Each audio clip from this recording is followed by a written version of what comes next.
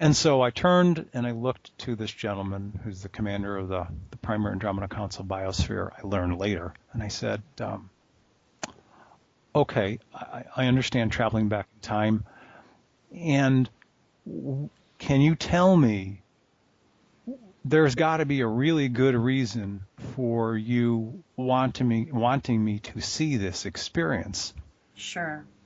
And he said, one reason is that genetically, if we go down the, your genetics of your family, you are physically related to these people. Oh, no, right? All right. And he said, but more importantly,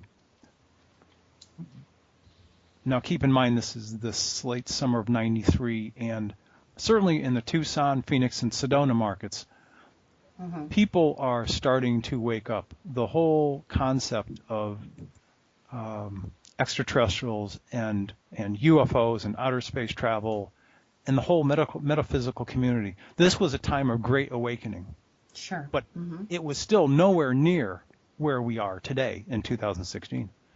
And what he essentially said was, your planet is entering an era of change, a pretty dramatic change.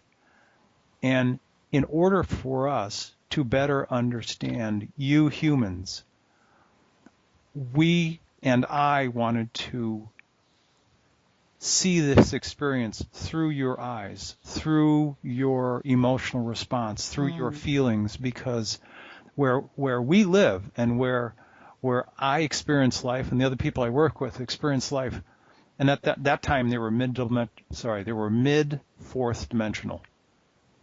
Okay. These days they are fifth dimensional people. But he said, the way we live, we don't die. We go 6,000, 7,000, 8,000 years. We have certain life experiences over the course of that time, thousands of years as you on Earth would calculate them. Okay. And then we decide that we've learned as much as we can as 4D humans, fourth dimensional humans, and we just decide we're going to evolve and become 5D humans, and that's what we'll do someday. I said, okay. So he said, and therefore we don't die. And because we don't die, we don't experience the emotional trauma that you Earth people seem to when you lose a loved one. And we wanted to observe you and your emotional responses to better grasp, better come to grips with Earth humans as they go through the process of death and loss and the emotional trauma from that experience. I was affected.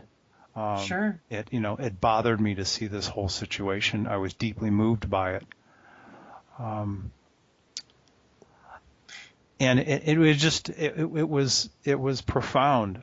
Interestingly enough, there were other experiences later in my life that also had to do with the physical death of certain people, either on spacecraft or other situations. So this theme, I think, was revisited either 2 or 3 times over the coming years during my life in Tucson, simply for the purpose of utilizing me as a vehicle or a conduit, if you will, for them to better understand the greater emotional roller coaster ride that we as humans typically have. Because from what I understand, even though they don't have death, even having said that, in the higher dimensions, let's say the breadth of our emotional experiential ride is like from 0 to 50.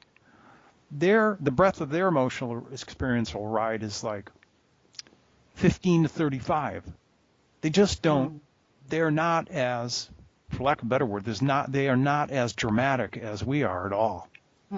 And Earth humans are especially dramatic compared to other humans across the different, the cosmos, the different galaxies, different. So we are unique because of all the things that we've experienced on this planet.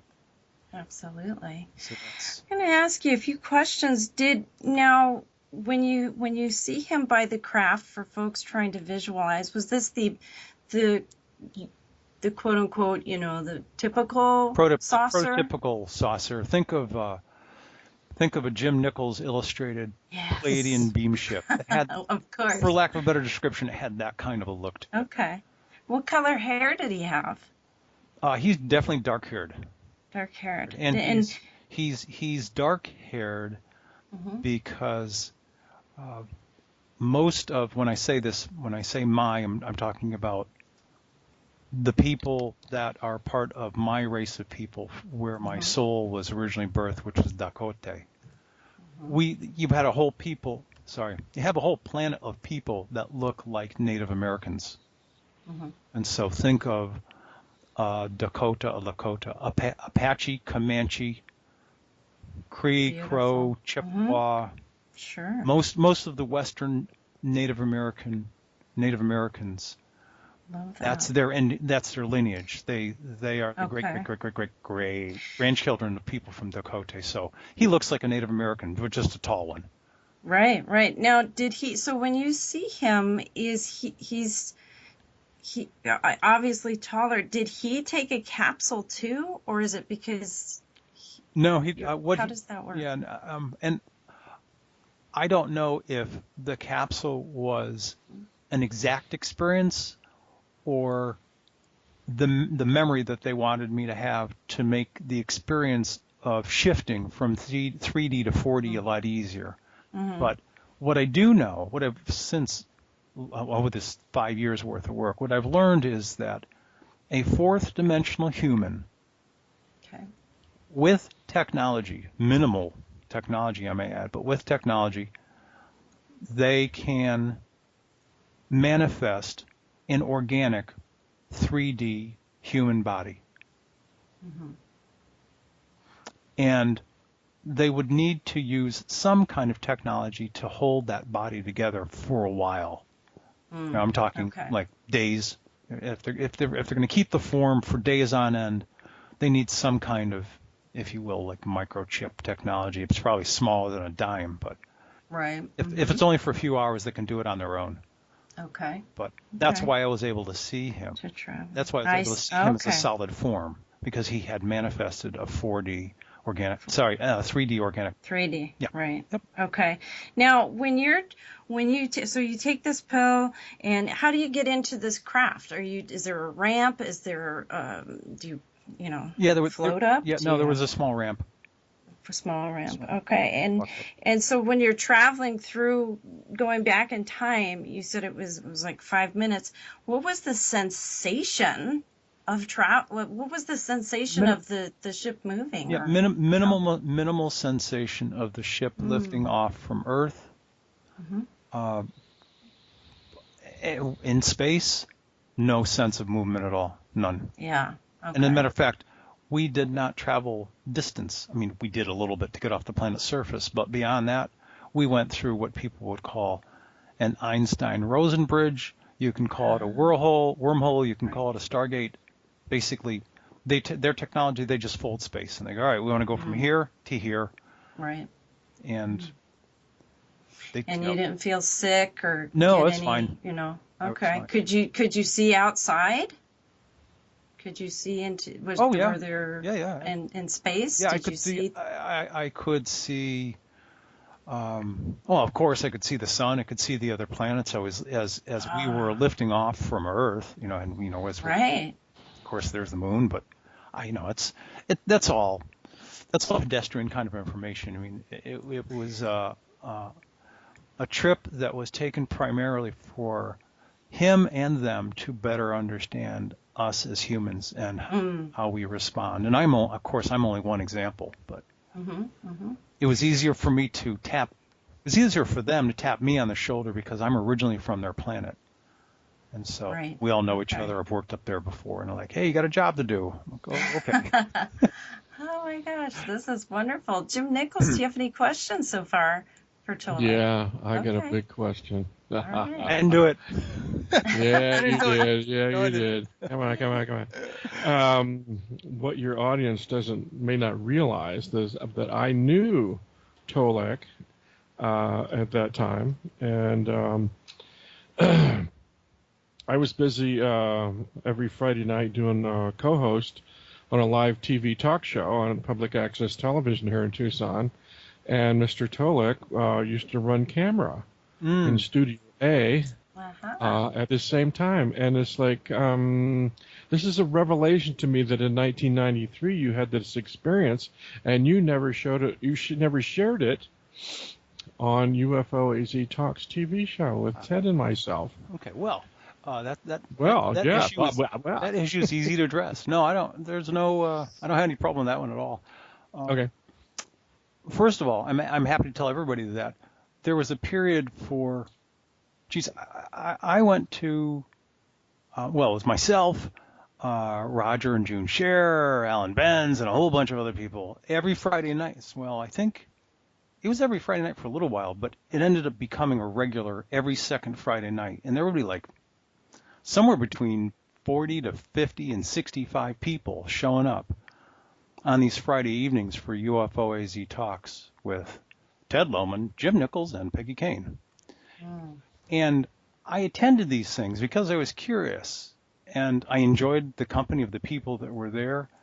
And I remember seeing Wendell Stevens speak. I remember seeing, and this is before we actually met, but I remember seeing Wendell speak. I remember seeing Bob Dean speak. I remember seeing Colin Andrews, the crop circle guy, Drunvula Melchizedek.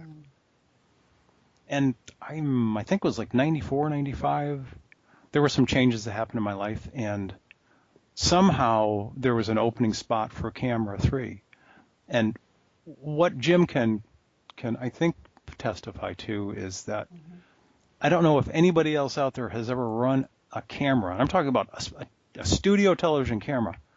When you're behind a camera, you are listening to the directions of literally the technical director, because the guy in the booth is directing camera 1, which is, I think, far left.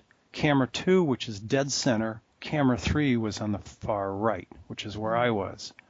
And so we had headsets on, and we were always hearing the technical director giving directions to all three of us. And so here's my summary. Because I had to pay so close attention to what the technical director was saying, I couldn't tell you who I watched in those years that I was behind Camera 3. And I ran it for 3 years. I have no clue. None. Because were you somehow directed by the Andromedans to get involved in that TV show activity? Subtly, no. Subtly maybe, but my conscious knowledge of my 1993 3 times travel back in time travel trips came about in September of 2010. It was the reawakening and the recollection. So you'd had that experience in '93. Didn't know about it, but you didn't. It was still a memory that had been screened at that point. Right, exactly. And it was screened until September of 2010. Oh, very interesting. And a whole bunch of stuff came flooding forward. Because we would have had you in front of the camera. Oh yeah. Oh yeah.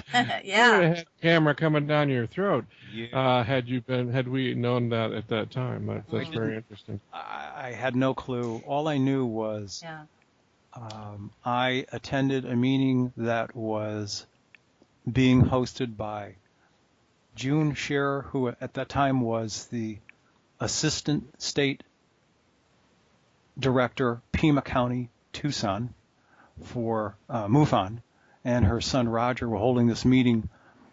It was March. It was either March of '91 or March of '92, one of those 2 years. And it was on a rainy Saturday, and it had been raining and raining. And I think it was '91 because it was my first winter in Tucson. And I remember umpteen weekends of rain, and I was sick of being in. And so I was actually a little pissed off too, because I'm like, you people in Tucson lie. The weather here is lousy. It was one of those. It was just a rare wet winter.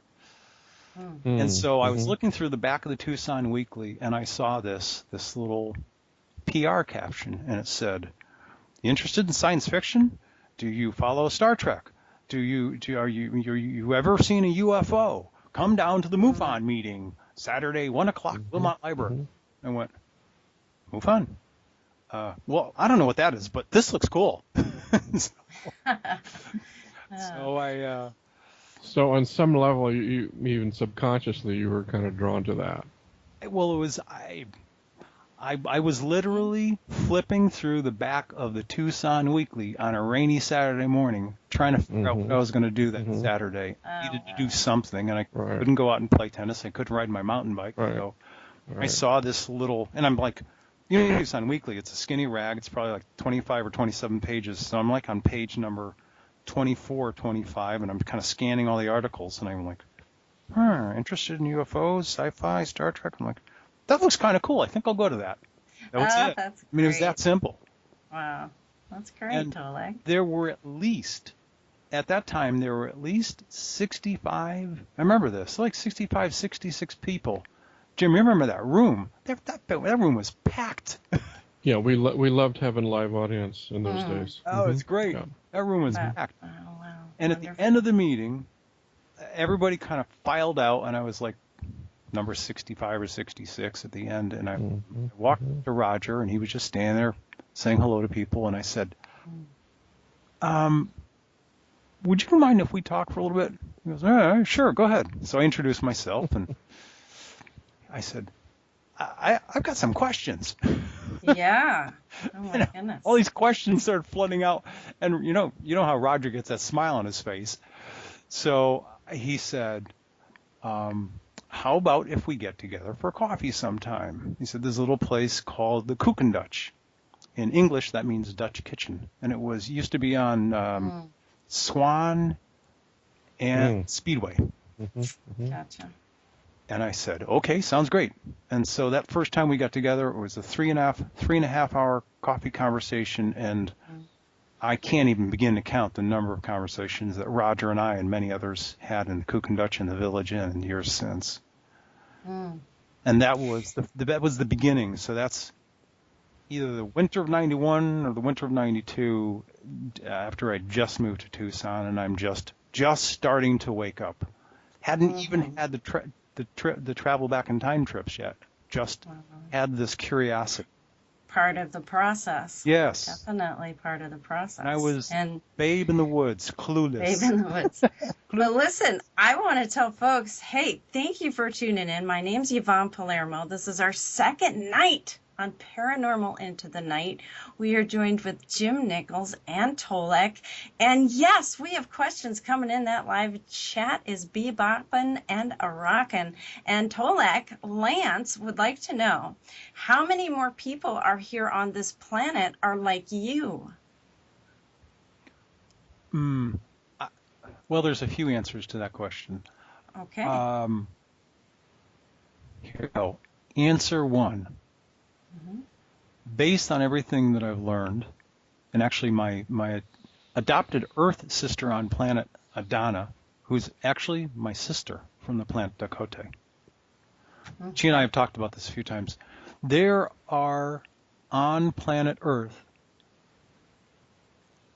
whatever the number is today, 7.8 billion, I'm guessing, about somewhere between 70 to 75% of the souls inhabiting Earth human bodies, I'm being literal here, me, others, are from off-planet. We're from another star system, another planet altogether.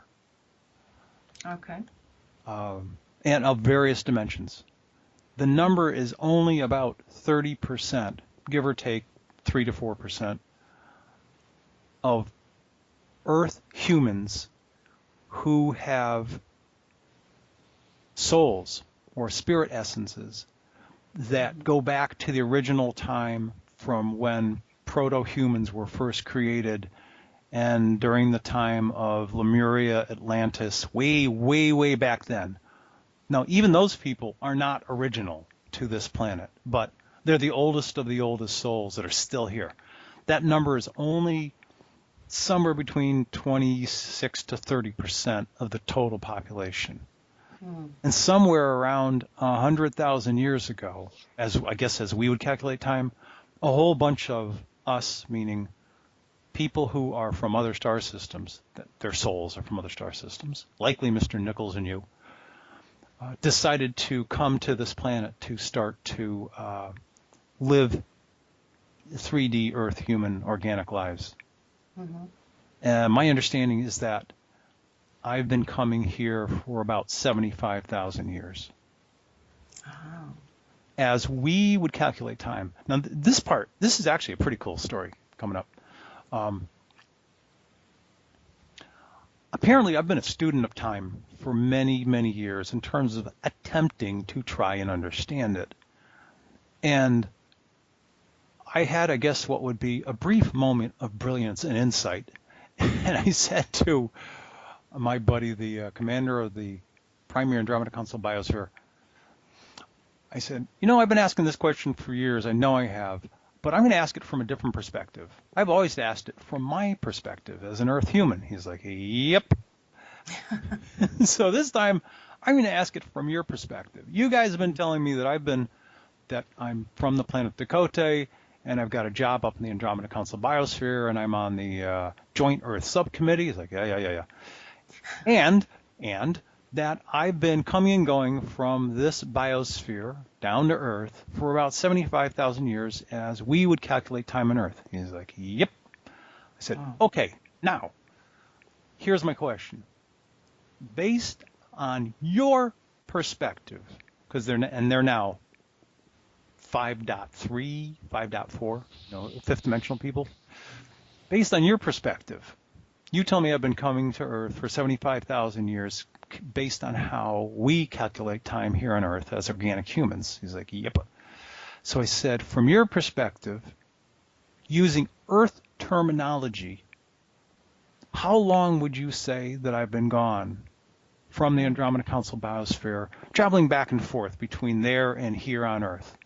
Based on your perspective, based on how you live your lives. Like, about a year and a half, like a year and a half business trip. I went, what? Yeah. That means if, and he's giving me the best approximate that he can of higher dimensional quote unquote time, because they really don't experience time, but he's trying to do his best to give me an approximation. Okay. And so that means if I've been coming to this planet for 75,000 years of our organic time, which is a year and a half of their time, that also means that 100,000 years of our time would be about 2 years of their time, approximately. And again, it's just an approximation. I was blown away by that knowledge. Yeah. And get out the duct tape and keep the mind together here. Yeah. And I'm like, okay, Earth human, our average lives, if we're fortunate, women live to be in their certainly 80s and 90s, and most men are gone by, 78, 80, 82 on average, I guess. Some people pass earlier. Right. And to find out that, and that's like snapping your fingers for them. It's almost, for me, it's almost incalculable to try to grasp that. I've been coming here for 75,000 years. For them, it feels like a year and a half business trip of mine. I'm like, wow. Okay, well, okay. Then it begs the question, what have you accomplished in 75,000 years? What, leave it to my friend to come up with that question. Cut me some slack here. I'll tell you this. I'll tell you Let's cut to the chase. What do you want me here for, guys? Yeah. Well, I've learned this much. I've learned that, and I'm in many, many ways, I'm no different than anybody else. I come down here. I can tell you some things I've learned. I've learned that I've been a Lakota man, Lakota warrior 3 times, a Dakota with a D once. I was a Hopi, I guess they call it medicine man. I was a Hopi holy man. I was also a mixed breed some native, some Caucasian, but I look like an African American. I was a Buffalo soldier in the 1800s, stationed down in Southwest Texas, and I wasn't a good dude. Oh. And there were other lifetimes. You know, I like a lot of people. I've had a lot of lifetimes on this planet. But are you just coming here just for fun? Just because you like coming here? I'm almost at the end. Because you like riding pinto ponies and shooting buffalo, or is there something specific as an Andromedan that you are accomplishing here on this planet? That's my question. Okay. First of all, I'm not an Andromedan. My soul essence was birthed on the planet Dakota, which is in the Tegeta star system, which is one of the major 7 stars of the Pleiades. So by most people's definition, I would be a Pleiadian. Pleiadian. Yeah. Okay. So, right. Thanks for asking that perspective. Well, but that just doesn't answer here we go. the question. Now I'm going to answer what are you doing? question. Now I'm oh boy, right.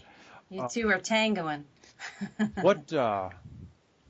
What I've learned, at least in this lifetime, is that in terms of my own spiritual awareness, my own knowledge of spirit life, my own knowledge of what it is like to be aware of, I don't know how to say this, but living in the moment, doing the right things, being out in nature, and all those things that are much more relevant to being in tune actually with your spirit essence. I'm more advanced in this lifetime than I've ever been compared to any of my other prior lifetimes. I know far more in this lifetime than I did in other lifetimes. Now, I'm also aware of the fact that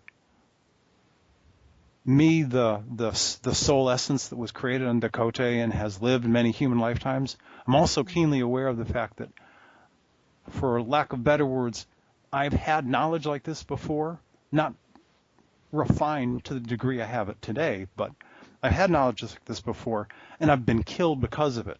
I've been eaten by lions, I've been hung, I've been murdered, I've been taken out, I've had my tongue cut off, I've been killed, over and over and over again because of my desire to teach, and obviously my lack of ability to keep my mouth shut.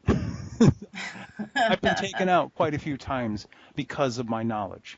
So apparently I've taught before, but never to the degree of the knowledge that I have today.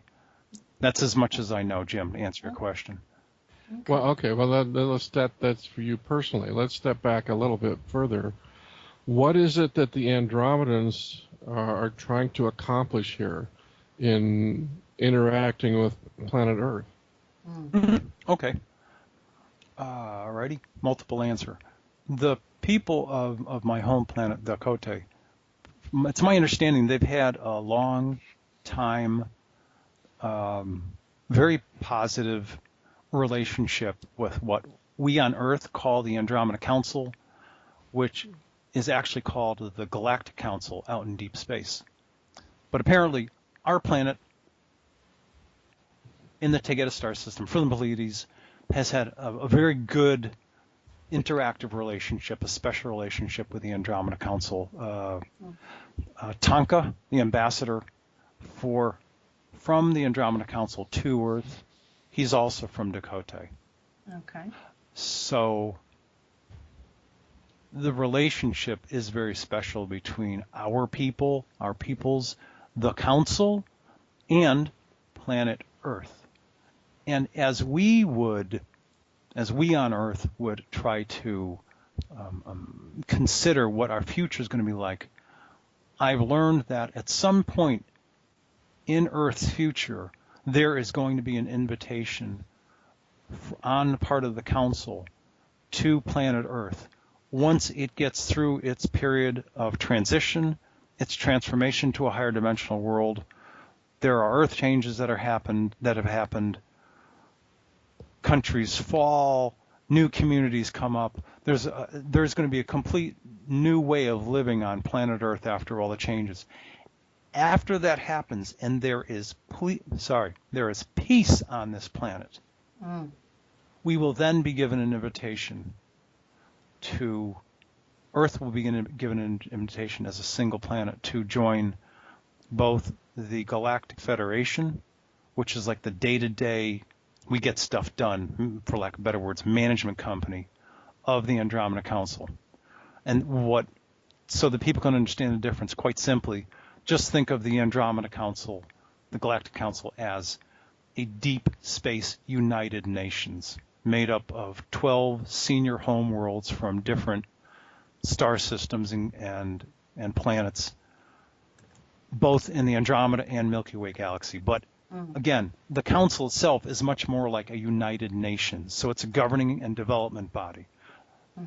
The Galactic Federation, it gets stuff done on a day-to-day basis. It's got its own fleet of ships. It helps to coordinate trade, education, cultural exchange, et cetera, et cetera, et cetera. It does this on a day-to-day basis. So I know this is a long answer, but the answer to the story is I am here because I'm helping with the education and transition process. And apparently I'm going to be on Earth beyond the time of the Earth changes, helping alongside with some of the different people from the Andromeda Council, aligned planets like Ventra, Tolec, Nichols, Ritol. There are people from those 4 planets that are going to be coming down to Earth to mentor, to teach, and I'll be involved in that process. Sometime over the course of that 10 to 12 year transition, when Earth is getting its act together and waiting for its admission to the Federation and the Council, somewhere in the latter 2/3, 3/4 of that process, I'll then go to work on the Andromeda Council biosphere full time. That's my understanding. So I'm here to help. Well, thank you for being here to help. And we do have another question coming in. I'm going to ask it and let you answer. We'll be going to, I can't believe an hour has just about flown by. But before we go to any break, and you kind of answered this, but one of our chat's questions are you optimistic then on the path that we are currently manifesting?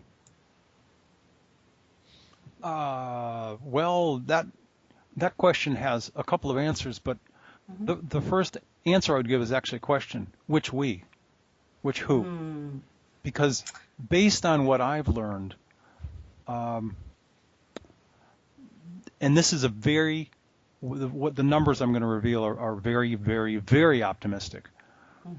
Approximately 50%, plus or minus at least 5 or more percent, at best.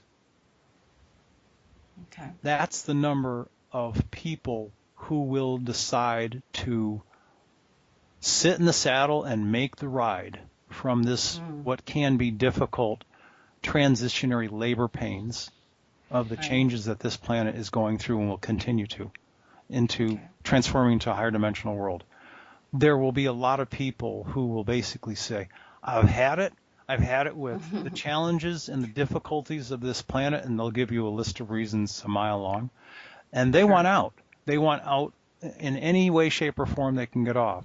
Some people will simply choose to go, well, it's my time, and I'm going to use an Earth term, I'm going to die. I'm just going to die, and I'm going to go live on some other planet. I'll take a body somewhere else. I'll be birthed by some young woman who's starting a family, and I'll start over as a baby, but on a much quieter, much more peaceful world. It's very interesting because what you're saying is because in 2011, Yvonne Palermo tried to escape planet Earth, and they sent her back. I did. Gosh darn it all. That's right. You go, what? You sent me back here? Yeah, exactly. But a lot of people are going to choose to leave and not continue to experience the transition and the transformation of this world. Some will stay, others will go. Yeah, So tell him how thrilled you were to come back. Oh, golly, I threw a party. No, yeah, I didn't. No, but you're fibbing. no, but I now that I have this understanding with who exactly we are, these magnifico light beings, Yes, right? that's right. Now I understand this. I'm on a mission, baby cakes. I am. And you're on the mission with me. Jim Nichols, you're on the path with me. Dino and all of the listeners out there. We're going to widen this path. We're doing this peace thing. Heaven's sakes. We're doing this together because I love you. So there. Now listen, I can't believe this. And the cool thing is, we're going to take a break, but just in a second, I want to we have got the most amazeball listeners right now and chatters. This is all new for everybody tuning in because we are a new radio site, PITN radionetwork.com. I am taking all of your questions. I will ask Tolec these questions. So I have questions for you. I want to talk about biospheres. And then Tolec, you said you wanted to talk about Orlando shooting, and we are going to talk about that with Mr. Nichols as well. You know what? Yeah. It's not that I want to talk about it, but I want to address it in a bigger context. And absolutely. And you and Jim, and especially Jim, with his investigative mind, his research mind, it's a good time to discuss this topic and look at it other than outside of the context of a single incident. It needs to be looked at in terms of part of a bigger picture. And so, well, I'm looking forward. I hope we'll give it justice. And you know, I wanted to let you know too, because Dino's behind the scenes. If we end up going to overtime, it's okay tonight, because guess what? We can do it. All right, folks, we're going to take a break. We will be back in 5 minutes. Thank you for tuning in. We'll be right back. So let's get to some questions, and then I do want to talk about biospheres a bit, please. But first, we have a listener asking, I am told I am an Andromedan starseed. How do I get in touch with my family? Do you have any help to offer there, Tolec? Or Jim? I have a couple of thoughts. By the way, pretty typically what happens is they reach out to you. Meaning, if somebody wants to be a contactee, what will happen is at some point in the person's evolution, if they are literally both spiritually aware enough and curious enough and emotionally mature enough, pretty typically when people get contacted, they're getting contacted by their family members or people from the same planet that they're originally from. In terms of, right now I'm just talking about friendly, open contact, whether it's, the kind that I have, which is both physical and literal, spiritual, interdimensional. Right. It's those types of contacts happen because somebody from your star system, where you're originally from, they've watched you, and they've figured out that you're actually ready to be contacted. Okay. As much as somebody can want it on one end, on their side, they're not going to get contacted unless they're really ready. It's essentially. Okay. Well, can I hitchhike on that? Sure. Yeah, go ahead. Okay. Because my people come from where Tolec's people come from. Okay. I don't talk about this much, but let's do it. They contacted me when I made a gesture in my life that showed that I was ready for contact. It wasn't like, I could sit at home and watch Archie Bunker and all the family and drink beer and eat popcorn and say, yeah, hey, man, I really want those Andromedas to come, man. It's like they would not waste their time. No. But if you make some kind of a gesture that shows you are ready for this, that you have stepped across the line and say, okay, I'll meet you halfway. That's what I did back in 1980 when I started doing artwork for Wendell Stevens on the Billy Meyer contact case. Okay. That was my gesture to show to them that I was ready to participate in this. And so immediately after I did that, my first painting, I received a message in my dream that said, well, first of all, it scolded me for thinking that the Pleiadians were something special, like angels or angelic beings, that they were some way more special than I was. And I was severely scolded for that. And they said, we are no different than you are. We are all expressions of God consciousness. Right. So just because we live on a different planet or in a different time-space dimension, we are all the same stuff. So if you think you want to crawl down on your knees and worship us, you had better not do that. Right. So that was whoa, that was a real quick comeuppance for me. But then the second thing they told me is, and they showed me a line of text in a book, and we want you to remember this. I said, and I would read the text, and I said, yeah, I got it. I said, no, you are not remembering this. And I bet they went at me for about 5 different times, telling me to remember this line. And every time I would say, I remember it, and they said, no, you are not remembering it. You know, I was a hard case. A little stubborn. And so finally they took the words and showed them in a diagonal on the page, and this time it just jumped out at me. It says, that which you want, you are. Yes. And at that point in time, the thing I wanted most of all was to meet a Pleiadian. Wow. And it's like, well, duh. It's like you already are one. Well, and it's like, and it's not, then that does not make you special. It's just that Pleiadians and humans and Andromedans, we are all expressions of one consciousness. Right. So that makes us all equal. That makes us all one. And that is a profound responsibility to understand that. And yet it's like, it's awesome because well, we are everyone in the universe. We are the universe. Right. Yeah, it's like. So I thought that was. We are. It's almost like that was we're a drop or a cup of water in an ocean. Right. It's the easiest but it's expression I can think of. Yeah, it's like, don't worship the Andromedans or the Pleiadians because we're all made of the same stuff.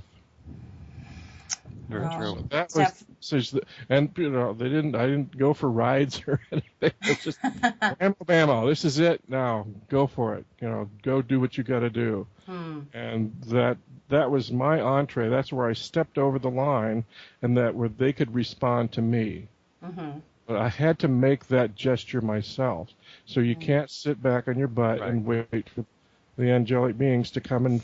Right, you have to. Your comfort zone. It's like you have to make that demonstration yourself. Absolutely, yes. Raise your consciousness from within yourself first. For me, that's what I understand. I didn't realize that's what I was doing. Okay. This is just something fun I wanted to do, but it's like it was now in retrospect I can see. Well, that's where I stepped over the line and demonstrated. But yeah, I'm willing to step up to the bat and do something about it to prove that I want this experience. Okay. Yeah, and that was actually early when you consider all of this. You were one of the early guard, if you will, because a lot of this focus on this information has only come about for the most part, like I said, in the 90s. Early to mid 90s. That's kind of when it started to take off. So if you were doing this in 1980, you were way ahead of the curve. They told us we were like the Marines on the beach. We were the tip of the sword. But in doing so, we make it easier for the people who follow us. Right. I see. We make it a little bit easier for them. Okay. Yeah, as we pull the arrows out of our backs. Yeah. Goodness. Yep. Let me ask you this. You have mentioned, Tolec, the word biosphere a few times. Could you, for somebody that is familiar with you, but for somebody new, could you explain to us what a biosphere is? Sure. In simple terms, it is a planet or a planetoid that's been artificially created, somebody's technology. In terms of the Andromeda Council, they are as small as what we would call the planet Pluto in terms of size. Oh, And the largest one that they have is about the size of Jupiter. And keep in mind, they have technology so that they can attenuate the frequency of that particular body so that there's no direct magnetic interference between what's going on in our own physical solar system and the planetary bodies that are here and them. That's no moon. That's no moon. That's a biosphere. That's right. Yeah. Well, now, and have you been in one? Oh yeah, I've been in a few of them. But for the record, the people that live and work on these biospheres don't live and work on them. They work inside of them. The best analogy I can give to anybody is, think of any time that any of you have been fortunate enough to go to a place like, for lack of better words, Disneyland or Disney World. Everything is there at your disposal. Everything is there at your fingertips. They are verdant. They have hills. They have valleys. They have rivers. They have ponds. They have buildings. Wow. There are, and I've got an Andromeda Council biosphere, the PDF file that I have Right, I'm going to put that right in our chat right now for our listeners. It's Andromeda Council biospheres, and my adopted sister Adana and I worked on this, and essentially it's there are things like a main command control room, central command communication room. There's an astronomy lookout section. That's a whole floor. Crew quarters, food quarters, gardens, a greenhouse. There's like a zoo kind of thing, but their animals roam quite freely. I'm looking at this playground for kids. Yeah, I mean, it's oh my goodness. It's essentially a very cohesive, very verdant, clean, green world inside. Of course, there's artificial gravity, and there are also different levels. I can tell you that on the Andromeda Council biosphere, they have controlled different levels or floors by vibrational frequency, so that the 4D people, when they need to do their own thing, they stay on the 4D floor, 5D people on the 5D floor, 6D people on the 6D floor, so they can comfortably do whatever they need to do when they're visiting for the different diplomatic and subcommittee meetings. And so, as an example, the one that's the size of Pluto, at full capacity, it can comfortably hold 2 million people. There's 12 executive officers, 50,000 crew members, and about 30,000 civilians, including their families, that run these things. And that's the one that's the size of Pluto. They go up as big as Jupiter, so they're, Jeez. yeah, they're and so they're planets that people live inside of, clean fresh air, and they, to whatever degree they need it, they. When did they first start? When was the first one made? I don't know when the first one was made. I do know that they got here to, for lack of better words, this solar system and Earth space in the early 90s. And what I do know is that there are 3 today in and around Earth space, and the other 9 are part of what's called the Sphere Alliance, for lack of better words. And the Sphere Being Alliance? Right, that thing. Okay. Yes. Okay. And those other 9 biospheres, along with some others, provide an electric fence, a ring around the solar system. And not only is it a ring, think of it as a complete bubble. North, south, east, west. Our whole solar system is enveloped in a protective bubble. Okay. And that's so whatever remaining bad guys that are here in terms of reptilians or any other bad guy aliens, they're stuck here. And they're stuck here through the time of the transformation. Too bad. Too bad. And also so that no other bad guys can come in. Okay, so actually, Yvonne, for an example, we actually have a biosphere here in Tucson. Okay. Right. Look it up. Look up the biosphere here in Tucson, and that's like in a microcosm. Right. What if you could imagine a space station the size of the Death Star, or even bigger, that has the same kind of technology within it, where you have botanical gardens, you have zoological gardens, you have completely self-sustaining living space. Yeah, you have it's a totally self-contained space station. So are the biospheres, do they transport people? Are they transporting people? Are there plans to move people? What's going on there? There are two of them. There are two biospheres that are designated for transport of those people who don't want to stick around on Earth, and moreover, for those people who really wish to continue to live 3D lives. That's what they're comfortable with. That's what they want. Well, at some point in what we would call Earth's future, this beautiful blue ball is no longer going to be a 3D organic world. It's going to become a crystalline, mid-level 4D world.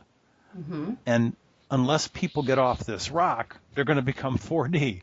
So for those people that want to leave, there are two biospheres dedicated to transport of Earth humans, and one of them is going to take a bunch of Earth humans as well as people from it's two or three other worlds.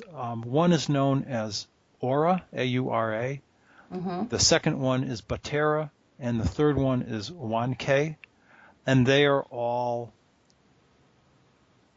similar to Earth people in terms of their makeup. They're humanoid. They don't look like Earth humans, but they're definitely humanoid. They're all in these other planets. They all are located in the Milky Way galaxy, not close to us, but they're in the Milky Way galaxy. And their worlds are about to change also. So a bunch of those people that are 3D are going to hop on these biospheres along with Earth humans. And the trip to, first of all, I'll give us an analogy. Think of the Milky Way galaxy as a pinwheel if you look at it. And it's got these little arms. Well, we've learned from our scientists that Earth and its solar system sits right around 7 o'clock on the pinwheel, as an example, on a clock face. The trip to get to this new virgin Earth-like planet is at around 10 o'clock. So it's quite a distance, and it's not that they can't do it quick. They can. They could get away from Earth space, do a jump, and be there. Probably within a day. Who knows? But that's not what's going to happen. What will happen is a whole bunch of Earth people that really want to be 3D and don't want to live on this planet, and all of these other people from Aura, Batera, and 1K. You've got Earth people, of which there is huge diversity. We have the Germans, the French, the English, the Americans, the Syrians, the Assyrians, the Greeks, the Turks, all the Africans. Who knows how many of the different varieties of Earth humans are going to be on this transport ship along with other people. The trip is going to take 10 to 12 years purposefully so that those Earth people are going to learn to get along inside this if you will, close quarters, because they can't go anywhere. Once they're inside that biosphere, they're stuck. They're taking the trip. And the other thing is that there's going to be a period of, I don't know, the best word I can think of is education. And this new planet, this new Earth-like planet, I don't know the name of it, but it's a virgin world. There are no humanoids. There are no humans. There are no aggressive animals. There's some insects and there's some very, very gentle animal life. That's it.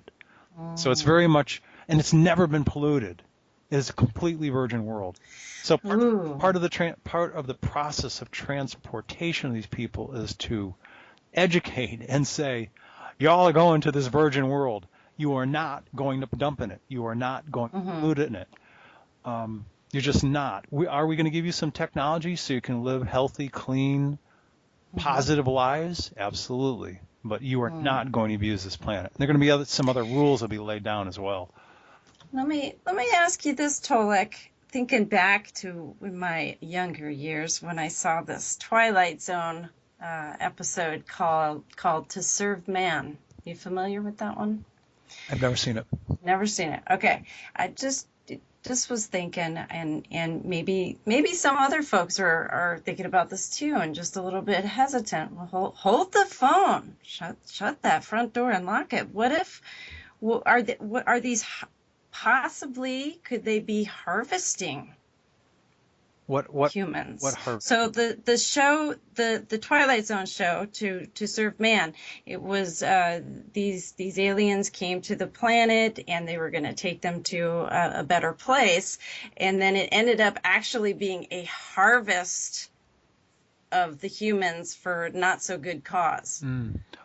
Yeah, they realized that the book that says how to serve man. Yeah. Oh yeah. Was a recipe book. Yeah. Right. Oh geez. Yeah. I didn't even think of that from that perspective.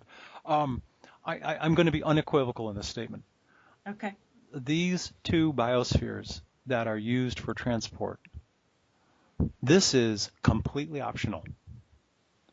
As an example, the starting point for everyone is, do you want to stay on Earth? Yes, I do. Okay, well, if you stay on Earth, just understand you are going to become a fourth dimensional human. And the only caveat to that is if you are I can't think of any other word, but if you are a good person, if you're living a good life, if you are of the vibratory nature that you treat people well, you're kind to your friends. I mean, I'm not talking about inter-family disputes, but just being a good human. Right. You'll make the transition. You'll become a higher dimensional human, and you live a long, long time as a fourth dimensional human on Earth. The only caveat is if you're, to coin a phrase, an axe murderer, if you're a psychopathic nut job, if you're killing people, if you're hateful, your unique low vibratory rate, your soul essence won't survive the dimensional shift on this world. Okay. And you'll go back to source and you'll start over somewhere else. Now, to answer your question, to get back to center, harvest, absolutely not. It's basically, hey, these ships are going to this new virgin world. If you want to catch a ride, you're welcome to. If you don't, that's okay too. You can stay on Earth, no biggie. It's up to you. But wait a minute, wait. But do we get to see? Do we get to tour the biosphere before we make that decision? Yeah, absolutely. Oh yeah, This isn't like Marshall Applewhite, where you want to go to the biosphere, you got to drink this Kool-Aid. No. No, there's going to be understand that there's going to be a lot that will be happening during this time of final transition on Earth, and there'll be enough notice given that if people want to go check out the biosphere, there's going to be all sorts of activity that they'll be able to travel to one of the two biospheres and go, oh, okay, this is what it is. It's basically for another word, it's an arc. Right. What if is there enough space for all that would want to go? Let's see. Well, not just that, but it's that we are your saviors. We are here to save you. Or it's like, if you want to be saved, you got to get on my ship. No. And that's kind of like put the gun to your head. So, well, I have to trust you that you're saving me. Categorically. So how do I know that this is what they say it is? Categorically, no. It is about simply, we're going to this new virgin world. If you don't want to stay on Earth, and if you want to continue your 3D life, you're welcome to join us. If not, that's okay.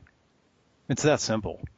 Right. It literally is that simple. Nobody's going to be pushing anybody to do anything.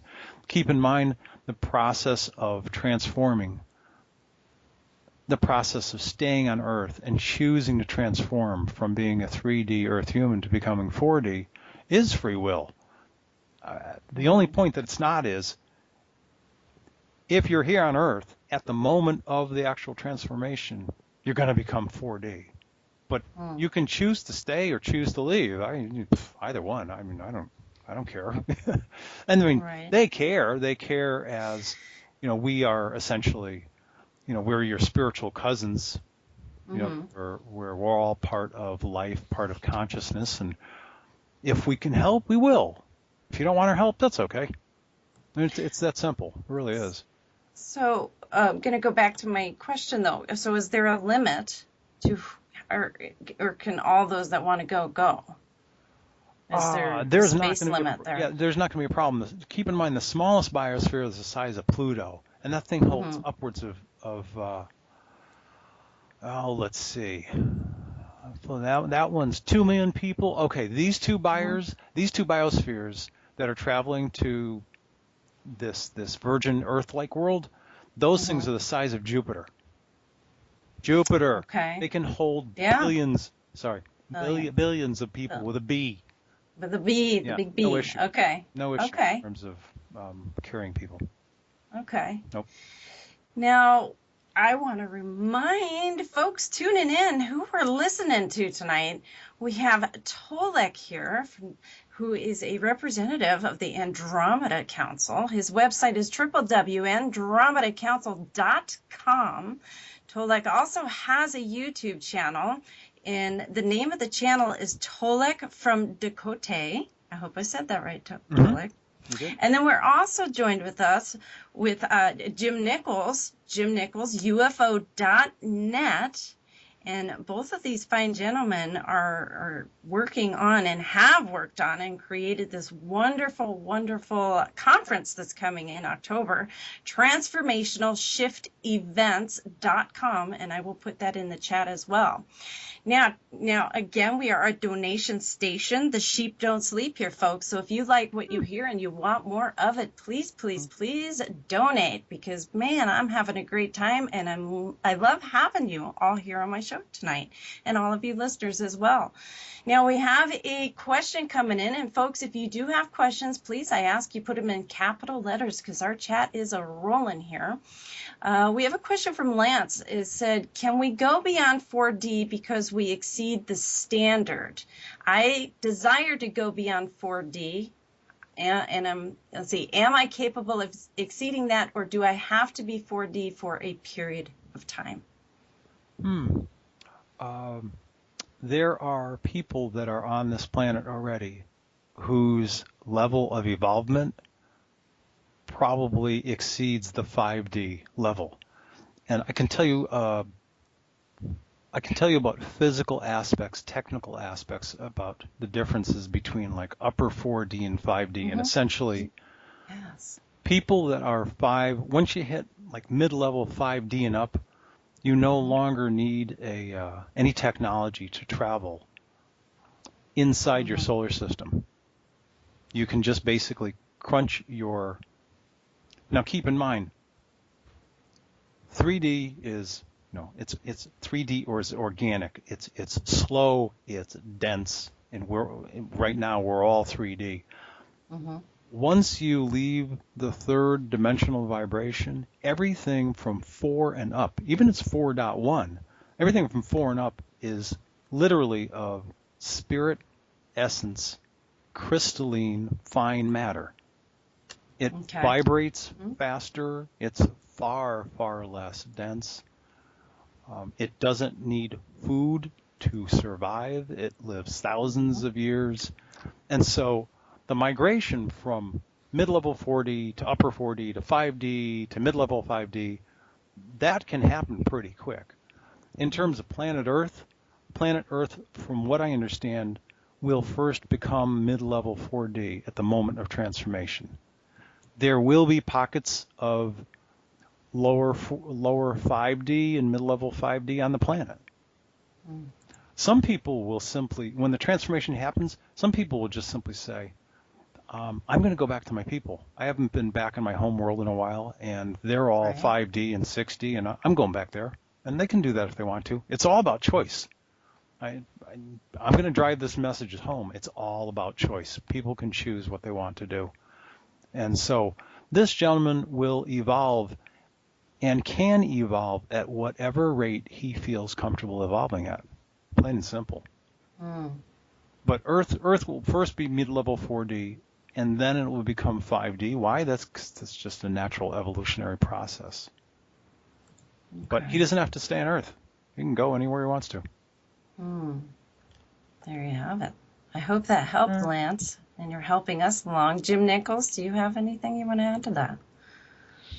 Well, that's kind of how I kind of perceived non-physical reality. So once you transcend the 3D, it's like you can kind of go where you want to go. Yeah. And it's an act of personal volition. Once you are vibrating at a higher level, wherever your consciousness cares to focus, that becomes your reality. So it's like, you want to go to 5D, then then I am 5D. Right. It's just a matter of it's just exercising your own will. Or you say, well, there's stuff here in 4D I want to experience, so I'm gonna bop around here for a while, and then when I've satisfied myself with that, then why wonder what 5D or 6D, and then you keep going up, and it's like, and then you say, I'm the allness of isness. I'm everything now. So it's like, it's that long road back to rediscovering your connection with super consciousness. Yeah. Right. Yeah. That's how I see it. I love that. Thank you. Now, shall we transition into Orlando, Tolec?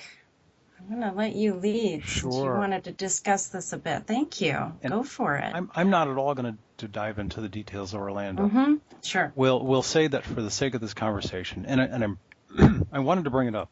Excuse me. I wanted to bring it up because, like a lot of other events of this type, people get involved in it. At least people that watch a lot of television or watch a lot of watch a lot of television, listen to a lot of radio, and or people that use the web to get their news. There are a lot of people who emotionally get involved in events like this. And I'm bringing up this issue of Orlando not because I want to look at the issue as a single event, but rather because I'd like people to at least consider that this event is not at all isolated.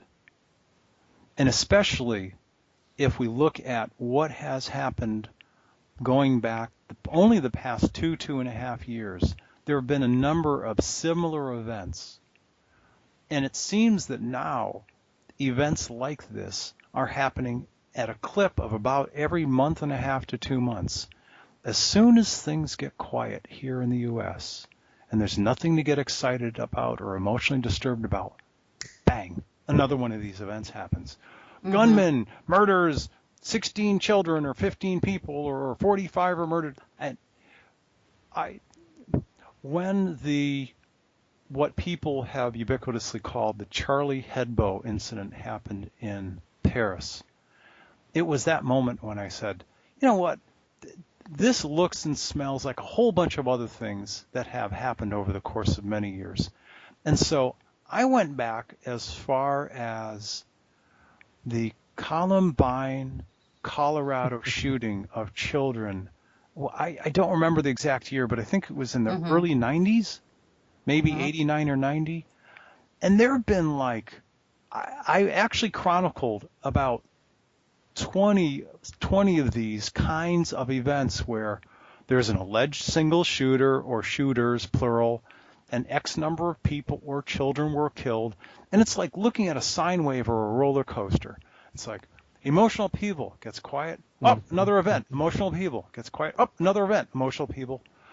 I would ask people to consider that this Orlando event is one of many that is planned and orchestrated simply to keep people in a place of emotional distress, upheaval, and fear. Yeah. And when people are in a greater state of emotional upheaval and fear, they're easier to manipulate and control. People give away their liberties much easier when they're afraid. Ergo, whatever was instituted after what we called 9/11. But I'm not going to ask you to take my word for it. Everyone, any one of you that are listening, go back and at least go back as far as Columbine and track how many events have happened since the killing of Colorado school children called Columbine. It is almost frightful, the number of these kinds of events that have happened. And interestingly enough, I was surprised to discover that some of these events happened like on, as an example, April 12th, 2012. It's like there are certain combinations of numbers. I'm like, this is weird. This is really, really strange. And ask Jim. I'm not a conspiracy guy. I just went, wait a second. These don't look like single events. This looks more like a pattern than it does just random events. Well, I think Columbine was 1999. So talking about numbers. 1999. I don't remember the year, but I know that there have been a lot of these kinds of events since Columbine. A lot of them. Well, and immediately, and this is happening right now. It's like you have this uproar in the Congress about gun control. Gun control, right? Well, just for those who are not aware of it, the only impediment to creating the New World Order is the fact that the American population own guns.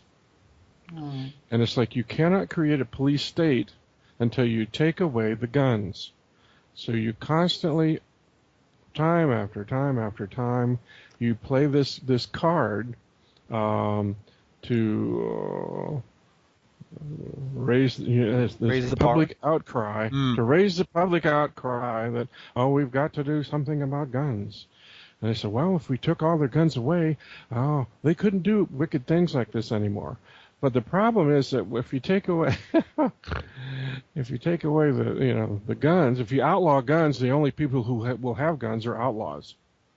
And the criminals, the criminals in the police state. Right. Both. Right. Exactly. So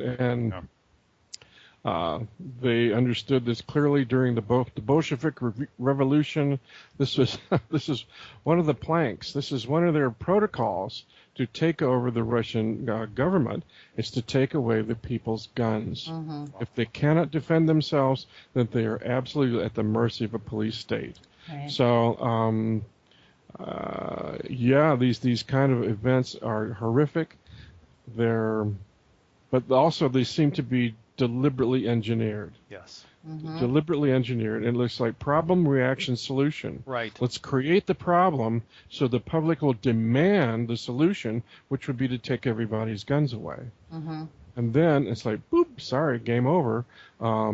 We have a police state, and what can you do now? Can't defend yourselves. So this is the whole history of the United States. This is why the United States has been such a bugaboo. Even to the British monarchy, is because those pesky colonists all have guns. but you know what? It's curses. It's still more insidious. Yeah. It's still more insidious than that. Let's say that the gun issue wasn't on the table. Yeah. As long as they keep creating events like this, they can keep disturbing people's emotional state. They keep rattling it. That's some, and it's like I said, it's mind control. Absolutely. Well, worse than that, it's emotional control. Yes. They're taking advantage of the energy that is created when they put people in fear. Okay, now let me think about this. This is called alchemical social engineering. Wow. And it's like the people who are into the black arts, they fully understand this. So you can have an event like Orlando, or you can have an event like 9/11. But the dynamic is that you can show that on television, and you can show it over and over and over, and that is milking even more of the collective emotional energy from the population. It actually, and That's what they're feeding on. It actually reinforces and recreates the energy of the fear every time they show it. Mm-hmm. Yeah, it's a multiplier effect. So you don't have just the effect of the individual event. You have the multiplier effect of the mass media, ramping this energy up, to an unbelievable scale to serve their needs. Their needs. Right. So it's like, I'm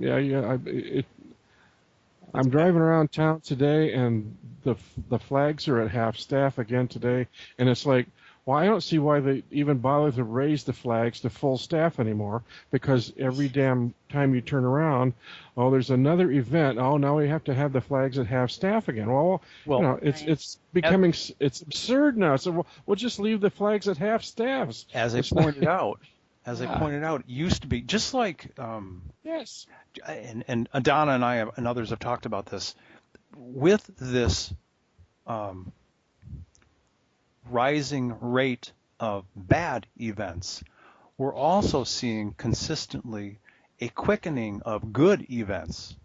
I've lost track of the number of times where I'd be addressing something, and then I would speak with you, Jim, or JP, or Simon Parks, and we're finding out that there is corroborating evidence that my information kind of matches his, which kind of matches his, and we hadn't talked about it before, and it's happening quicker and quicker and quicker.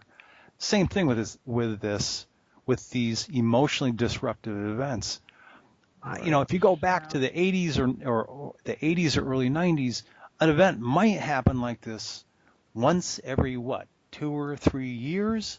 They're now happening like every month and a half. Right. Right. I would suspect that you will find the frequencies of these events have doubled, tripled, quadrupled just since 2012. Yeah. Yes. Just since 2012, because that was supposed to be the key date for when the planet's vibration rate was supposed to kick up.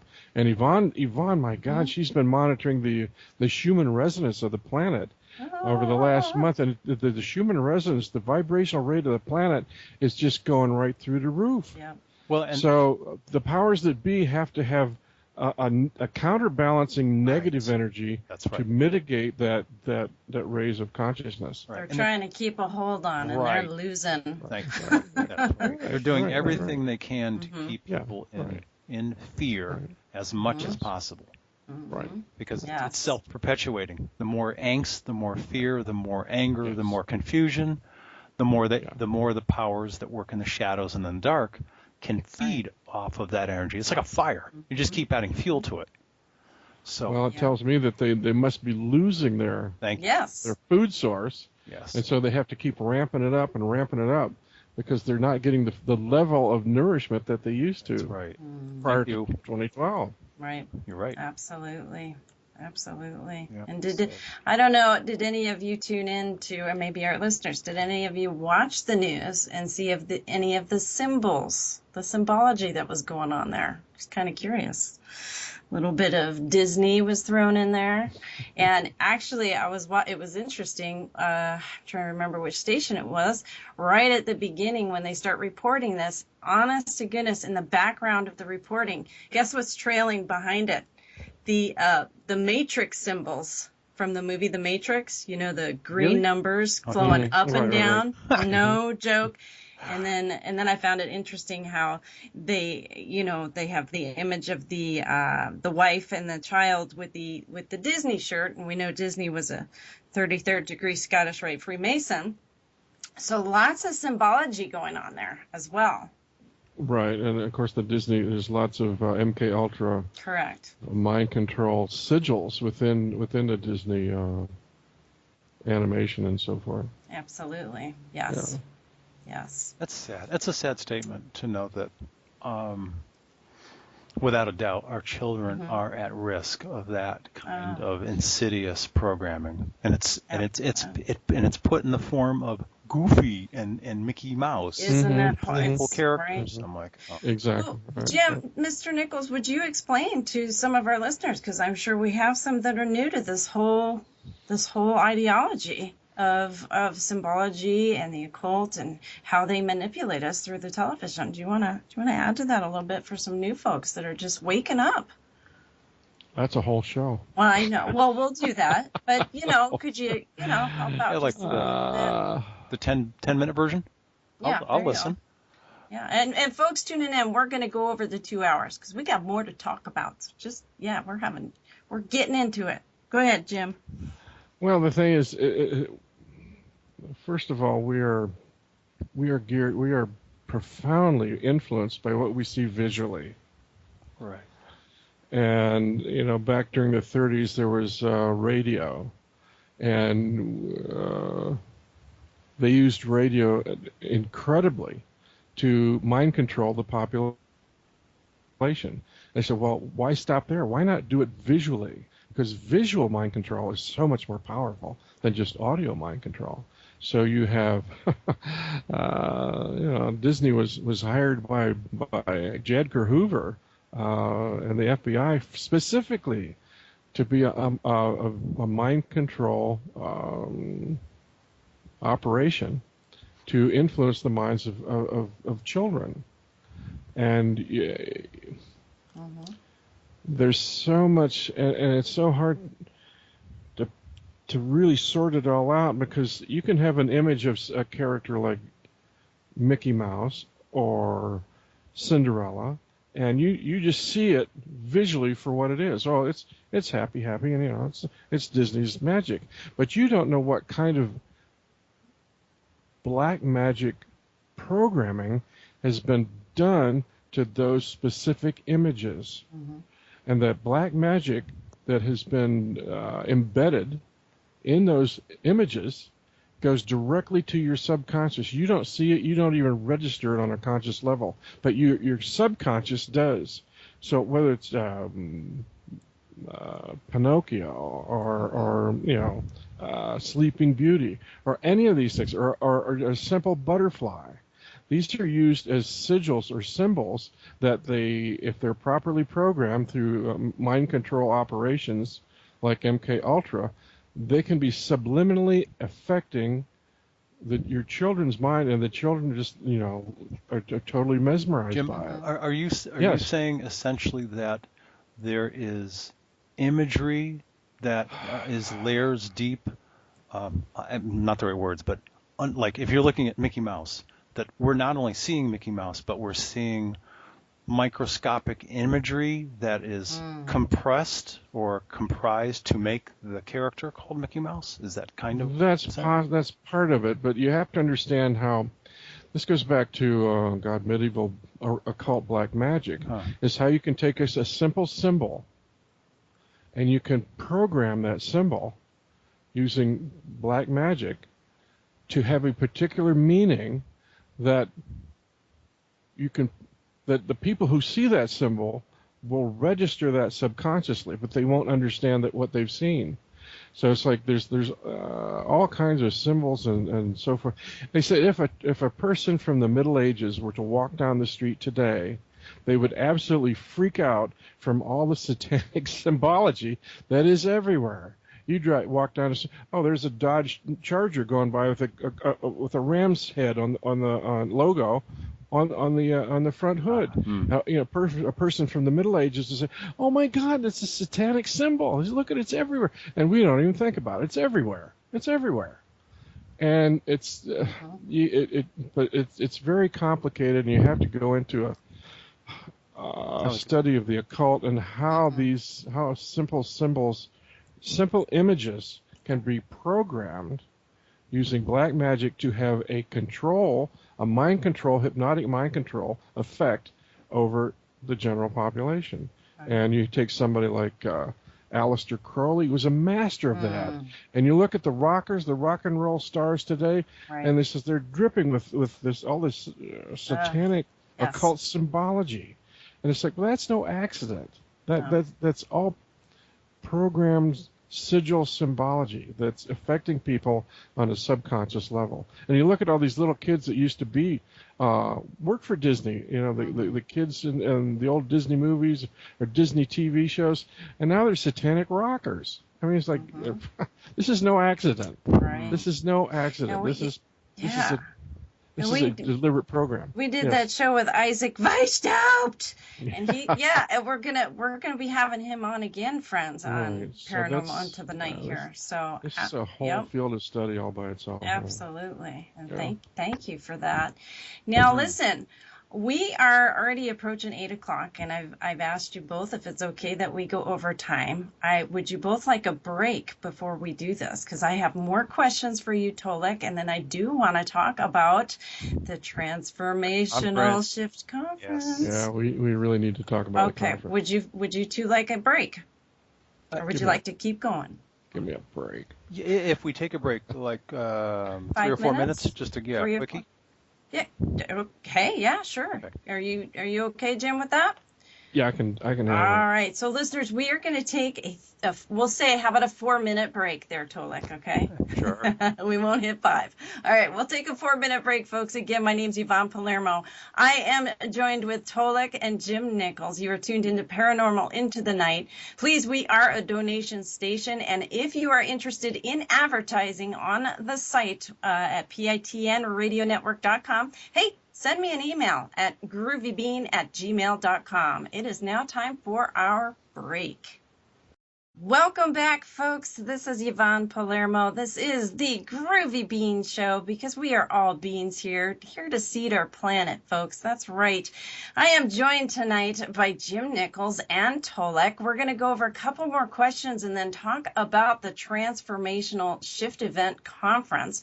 Before I do that, I would like to tell you, folks, that tomorrow morning, our lovely Jackie O, that's right, Jackie O has her first Saturday morning show tomorrow. It is 9 a.m. Pacific time. It's 9 to 11. So very happy if you're up tomorrow morning and hey, you want to learn about the kitchen living resources, recipes, transitioning your kitchen to healthy living and raising that vibration. Exactly what we're talking about, folks. Please tune in tomorrow morning. Now, next week, Thursday, that's right, Thursday night at 9:30 p.m., I'm going to be talking to Eric Rains.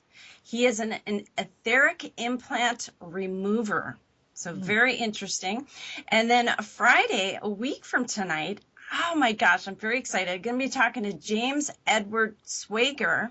We're going to be talking about megalithic acoustic mystery. So, oh my goodness, so exciting. So welcome back, gentlemen, and thank you.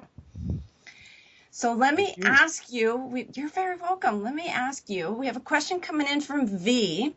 Tolec, why do you know asking questions about how CERN is causing bad things on the people and this planet? I'm trying to word it. Let's see, Tolec. So any information on the CERN and this planet? I think that question is better suited for Simon Parks, who has an enormous depth of knowledge on the CERN topic. But essentially, here's the button-down version.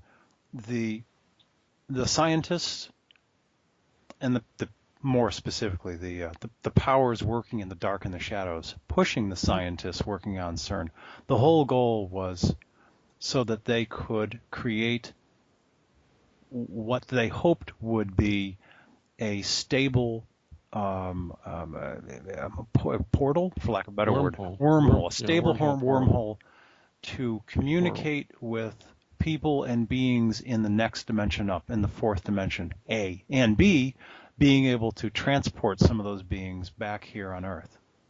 That was that. From what I understand, that was the goal. Right. And, didn't they also want to get out of the quarantine zone here? Right, and that's how they wanted. Yeah, that's how they wanted to get out, was to use it, for lack of a better word, a Stargate. For those people who watched Stargate for all those years, SG. They wanted to create their own interdimensional Stargate. And from what I understand, based on speaking with Simon, he and his people have basically killed that thing. It's gotcha. From what he says, it's not operational.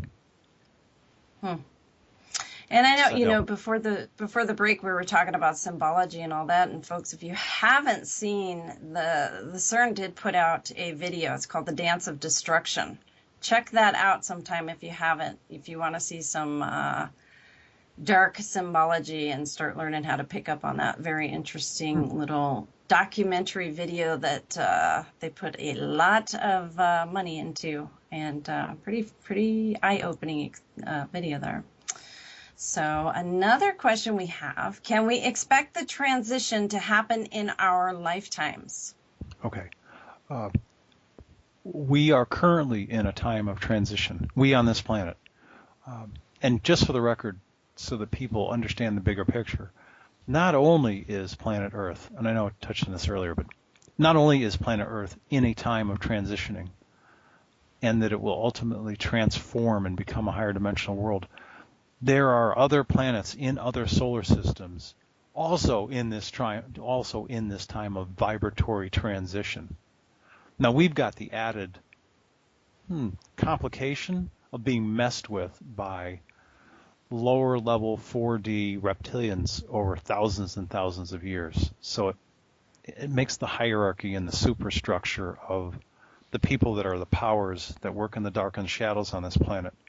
They've messed with things for years, so our situation is more complicated because of the reptilian involvement and manipulation, etc. But we are in a time of transition.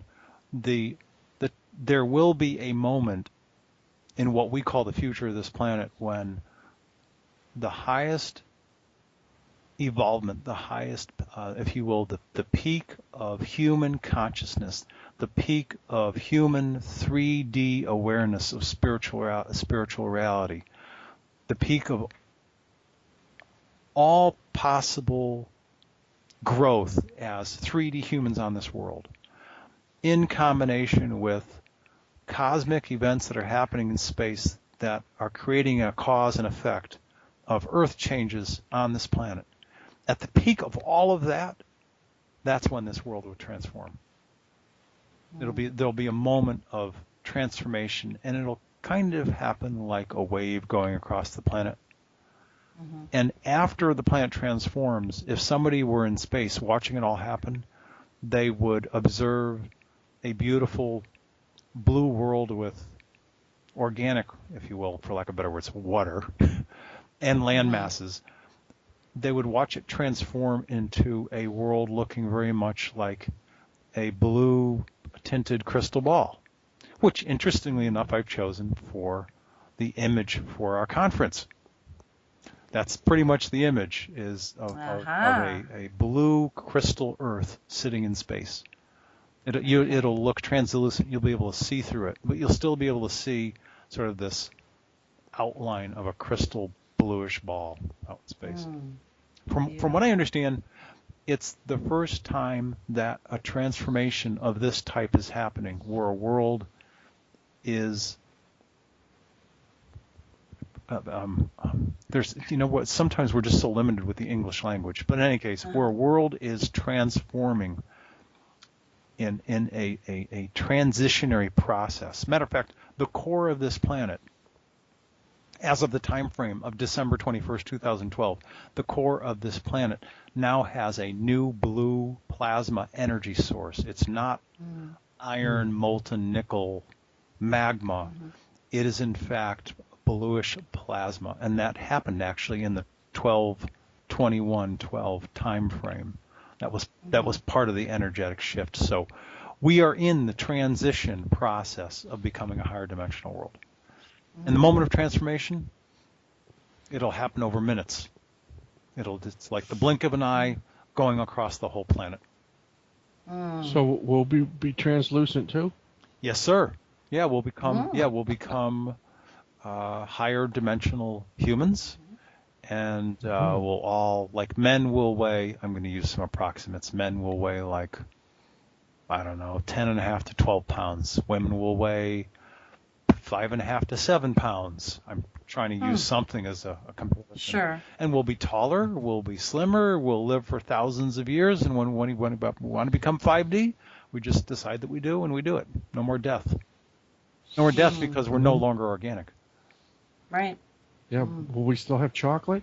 Absolutely. Hell yeah. Oh, heaven's sake. If I have something to say about it, we will. So let's do another question here.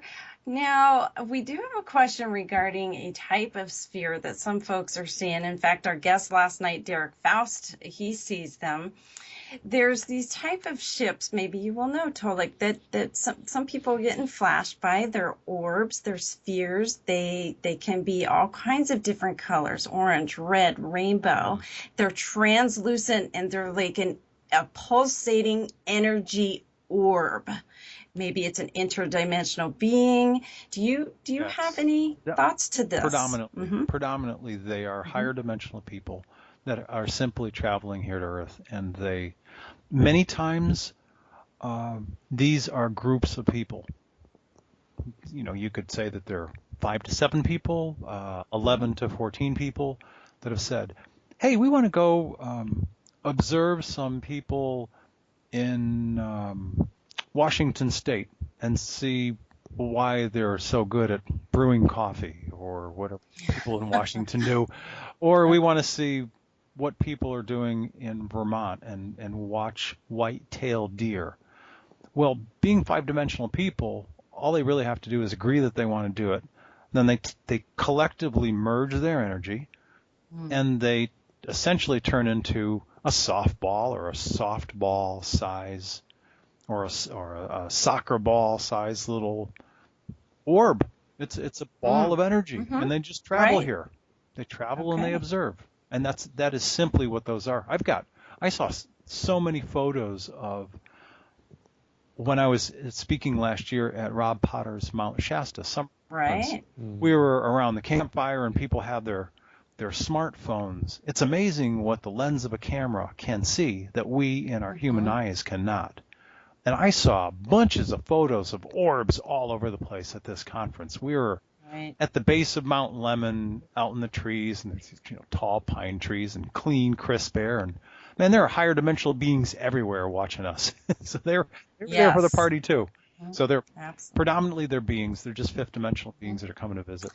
Is there a way, and Derek did mention you last night, by the way, Tolec, it was great. We're like, oh, synchronicity, he's on tomorrow night. So it's really cool. Is there a way that people can communicate with them? Yeah, pretty simple. Just focused intention. They can simply, a person can simply, if you will, it's as easy as closing your eyes and just taking a quiet moment and sending his or her own version of "I love you" or "Hi, welcome. It's great to have you here." Absolutely. Yes. Because we may not realize it, but we are already telepathic. Even though we don't feel telepathic, we're already telepathic, and telepathy has no bounds. It can go what we would consider to be thousands of miles. So we can certainly, with our intuitive hearts and minds, communicate with a little ball of light that's only 2 or 3 feet or 10 feet away. That's a no-brainer. That one's easy. Wonderful. Short answer, yes. I love it. Thank you. One more question, and then we're going to jump into that conference information that you have done wonderful work on. What can you share about inner Earth people, and have you spoken to them, and if so, who? Okay. And were any of them at Mount Shasta? I didn't meet any. It's possible they were there, but I didn't meet any. There are a lot of people who follow the work of the Galactic Federation of Light. And there are many people who follow that bunch that talk about Agartha and Inner Earth. I know nothing about those people. What I do know is that, at least according to my own Andromeda Council contact people, is that there are certainly people that live below the surface of Earth. Do they live at the core of Earth? Absolutely not. Do they live underground, maybe a few miles deep, in what we would consider to be huge caverns, maybe 1 mile to 2.5 miles tall or 3 miles tall? Yes, that's the case. And are they evolved? Absolutely. do the people of the Andromeda Council have any formal diplomatic ties or communication with any of these people? They don't know. What I have learned is that the group they've told me about predominantly lives under the Himalaya Mountains. I don't know exactly where, but they live underneath the Himalaya Mountains. And that's as much as I know about that topic. Well, thank you very much for sharing that. Now, this next topic we're going to talk about here, and I'm so thankful for you both staying over time here, so thank you so much. Now, I know you both have been working very hard on a certain conference that is happening in October. Yes. The Transformational Shift event. And folks, while you're out there, listen up. www.transformationalshiftevents.com. Ready, get set, go, Tolec. Well, the easiest page they can go to is, and they can look at all the pages, but the easiest page they can go to is transformationalshiftevents.com/conferences events.html. And that's the page where you can see the smiling faces of all the people that will be speaking. There are going to be at least 16 speakers. I've got 15 of them where we have those relationships and commitments in place. I'm waiting for one more answer. I'm excited. I'm excited about the conference, but I'm excited to let everybody know that Simon Parkes is going to be joining us from England on a large screen TV. This gentleman doesn't fly, and he offered up his services, and he said, "Hey, if you guys are still doing this conference, I'll come join you, and I'll do it, via big screen TV." There are a lot of people who are wary of Simon because of his knowledge of the lives and worlds of people of the mantid race and the reptilian race, and he's also human. And I will tell you categorically that I've interacted with him in different conversations. Jim Nichols has been part of these interactions and roundtables. Simon has been nothing but cordial and courteous and warm. He's a typical English gentleman. Every single time. And I think the least that I could say is that in the very first show when he and I were together, I think JD was actually in that conversation, and Edgar Mitchell was there as well.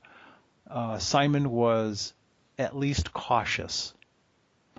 The last three conversations, not so. He's been warm, very cordial, very, very giving, very engaging, and he is consistently that way. So I would say to anybody that's concerned, don't be concerned. He's a man who's living an earth life that's doing his best to teach and to inform the best that he can based on the information that he has.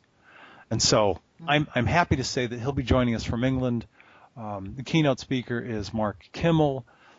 Jim Nichols will be speaking and presenting, as well as yours truly, Yvonne.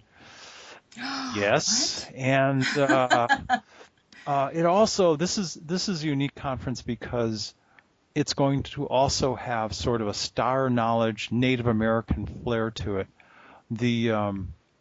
I've been really fortunate to retain Grandmother Silver Star, and she is probably one of the most famous people, at least in this country, of Native American heritage, who has very deep star knowledge as passed on by Native American ancestors. And she's got actually Lakota, Cherokee, and 2 other nations in her. She's a virtual United Nations of Native American blood. We'll also have Itasha Tashina. She has Apache blood in her. She is also, interestingly enough, they've done a DNA analysis on her, and they can't explain a large percentage of her DNA. And what she's been told is that she is, for lack of a better description, She is from the Arcturian star system. Physically, her physical body is part Arcturian. And she's part Apache. She's also a wisdom keeper. She is what they call a sun dancer and sacred pipe holder.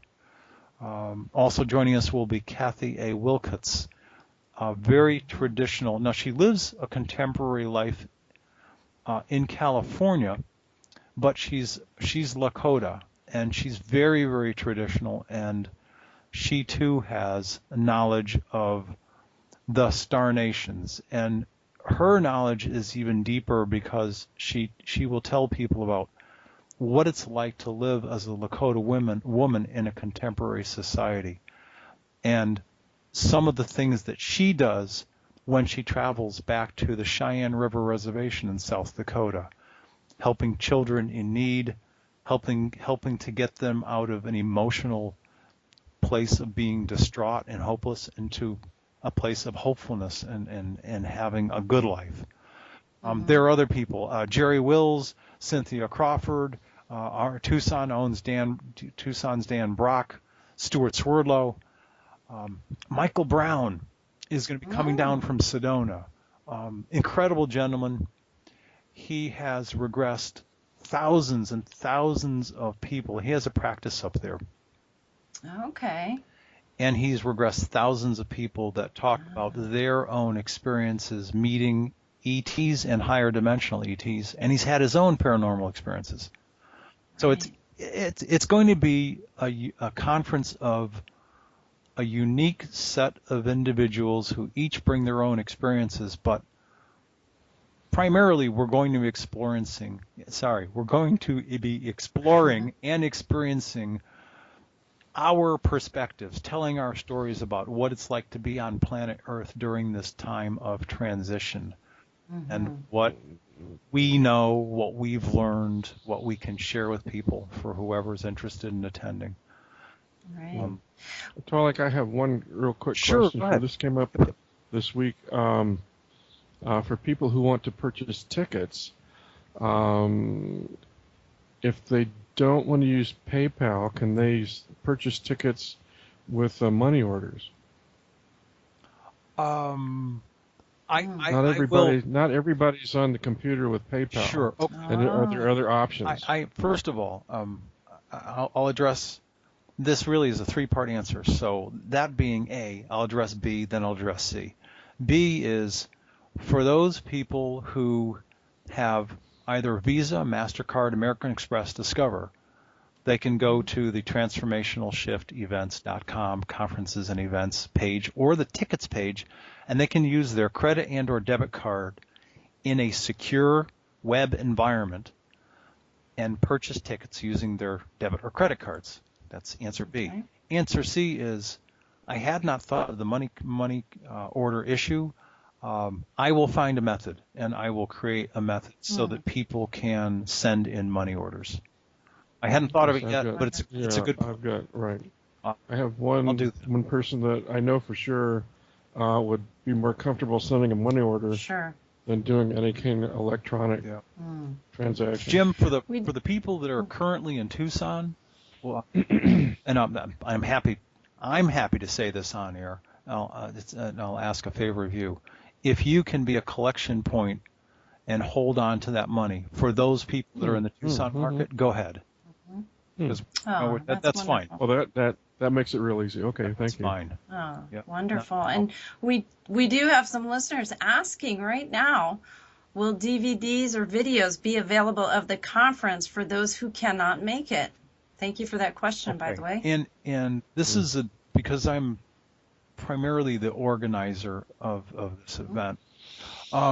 This is an answer that I tackled and thought about for a while, and what I've decided to do is, the answer is no, and here's my explanation. The answer is no because I want the people who decide to attend this event to enjoy the energy and all of the advantages of attending a live event like this. As an example, here are two situations.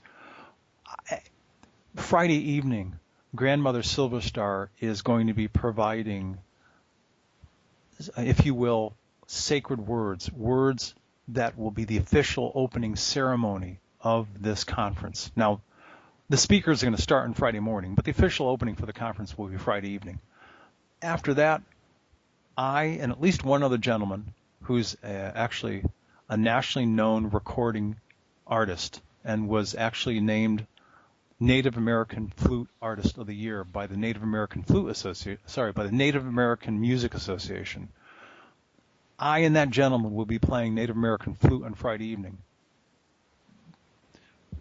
Secondarily, or tertiary, Saturday evening, there's going to be a live concert. There's going to be some amazing music on Saturday evening. I'm excited. I'm raising these issues because can you put inside your DVD player or your CD player your favorite music? You sure can. Mm-hmm. But the energy that is transferred and exchanged between people when you're at a live event, whether you go to see Nine Inch Nails or the Rolling Stones or Jars of Clay or the Beatles or anybody else, it just doesn't. You can watch it on big screen, you can watch it on television, but being there, you can't replace it. Now, from a practical aspect, there would have to be all sorts of contracts that would need to be issued with disclaimers and approvals on the part of speakers. I'm not going through that. Right. Now, might I dedicate one person to roll some video, to record some video for the sake of promoting this conference next year? Yeah, I may do that, but it's going to be minimal, and it'll only be for the purpose of promoting another conference. I'm not going to be making DVD sets available for sale. That's not what this conference is about. The conference is about come and experience this special event with this specific group of people, with the musicians that'll be playing, with the teachers that'll be teaching, so that you can benefit from all the things that you'll get to experience and learn. That was my initial motivation, so I'm kind of sticking by that. I know it's a long answer, but I want people to understand my motivation.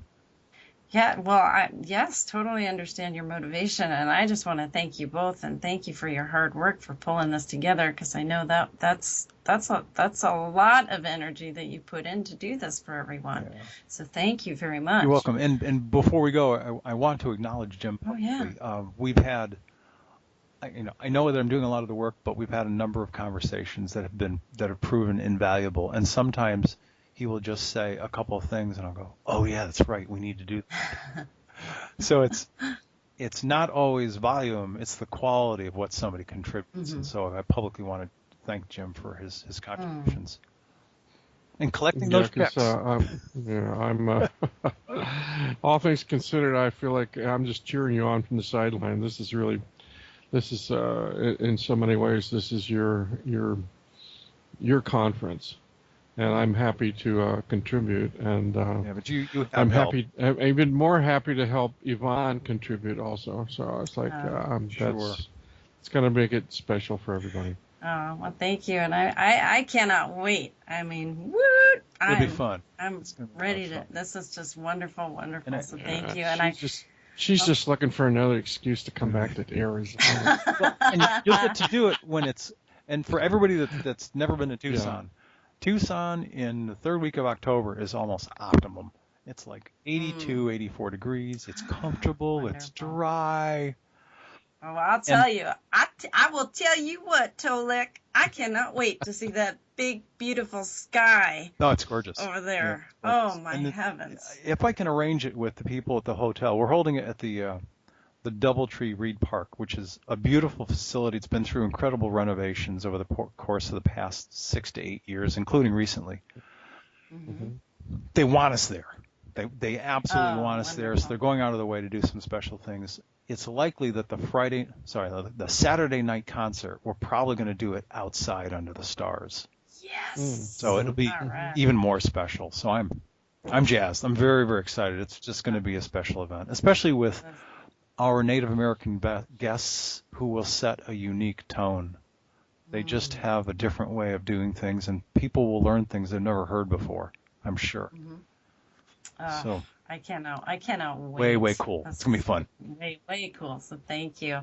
And I want to thank you both for going overtime tonight and both of you for being on this show. I would love to thank all of our listeners out there. What a way to do our first Friday night here at pitnradionetwork.com. That's Paranormal Into the Night. And I will tell you, this has just been a wonderful show, and thank you. I want to thank everyone. So again, I want to remind you, Tolec's information is www.andromedacouncil.com. He has a YouTube channel, and the YouTube channel's name is Tolec from Dakota. Okay. Jim Nichols, that's right, Jim Nichols is www.JimNicholsUFO.net. Please check it out. There's some wonderful video documentaries there. You might want to spell it out for him. Would you like me? Okay, sure. Spell it out. JimNicholsUFO, and that's .net. And if you would like to check out that wonderful conference in October, folks, again, www.transformationalshiftevents.com. Check out all those speakers there. It's going to be wonderfully magical. I know I cannot wait. Yes. Check out our show tomorrow morning, folks, with Jackie O at 9 a.m. Pacific time. Next Thursday night, 9:30 p.m. Pacific time, we are going to have right here Eric Rains, etheric implant removal. Next Groovie Bean show, again, is always Friday nights at 6 p.m. James Edward Swager, Megalithic Acoustic Mystery. And I'll tell you what, listen up, folks, as we're signing off here. There are two wolves. They are always fighting. One is darkness and despair. The other is light and hope. Which wolf wins? Jim Nichols, which wolf wins? The one that you feed. That's right, the one that you feed. Remember, friends, to be safe, be kind, and be courageous. This is Yvonne Palermo, a.k.a. the Groovie Bean, and you're all Groovie Beans, too. I'm going to sign out. See you next time. Tolec and Jim, thank you. Have a wonderful weekend. And thank you, Dino Ewelt, from the producer. I love you back there. Thank you. And thank you, Jim. Tolec. Thank you, Oh, we love you, too, Yvonne. Take care. Love you, too. I love you both. Thanks for having us. All right. And love you, listeners out there. Be sure to tune in next time. Thank you all. Good night.